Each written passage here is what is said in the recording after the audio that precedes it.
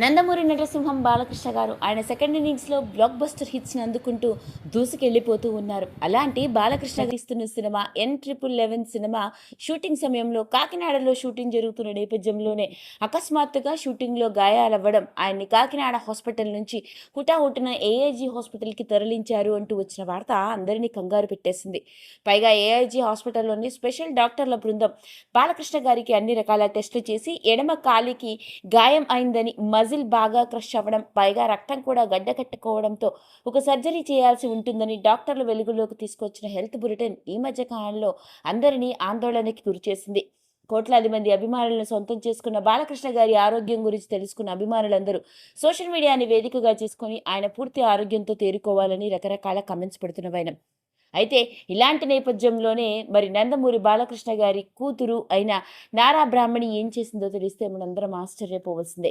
నారా బ్రాహ్మణి బాలకృష్ణ గారి కూతురుగానో చంద్రబాబు నాయుడు గారి కోడలుగానో కాదు, ముఖ్యంగా చెప్పుకోవాలంటే హెరిటేజ్ గ్రూప్ ఆఫ్ కంపెనీస్కి మేనేజింగ్ డైరెక్టర్గా వ్యవహరిస్తూ ఓ సక్సెస్ఫుల్ ఉమెన్ బిజినెస్ ఎంటర్ప్రెన్యూర్గా ప్రత్యేకమైన గుర్తింపు సంపాదించుకున్న డైనమిక్ లేడీ అని చెప్పాలి.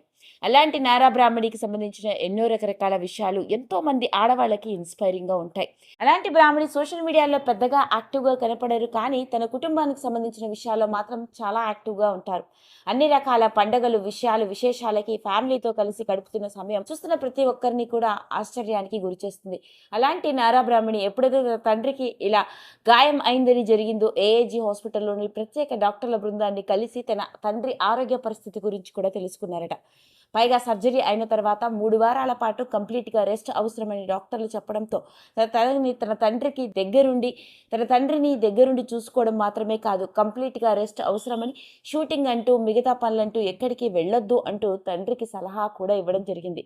పైగా తాను చెప్పుకొస్తూ తన తండ్రి 60లో ఉన్నప్పటికీ తన కొడుకు దేవాంశి కంటే కూడా చాలా ఎనర్జెటిక్గా యాక్టివ్గా ఉంటారు అని.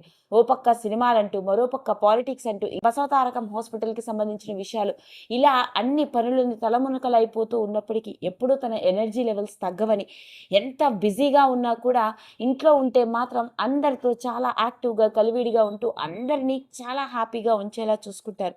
అలాంటి ఆయన ఈ దెబ్బ తగలడంతో అలా 3 వారాల పాటు ఉండాలి, ఆయన్ని కంట్రోల్ చేయాలంటే చాలా కష్టం. మా నాన్నగారు ఇవేవి పట్టించుకోకుండా ఆయన దూసుకెళ్ళిపోతూ ఉంటారు. కాకపోతే ఇప్పుడున్న పరిస్థితుల్లో సర్జరీ జరిగింది కాబట్టి కంప్లీట్ రెస్ట్ అవసరమని చెప్పడంతోనే డాక్టర్ల సలహాల మేరకు ఆయన ఇంట్లోనే ఉండి రెస్ట్ తీసుకోవాలని చెప్పాను అంటూ చెప్పుకురావడం జరిగింది.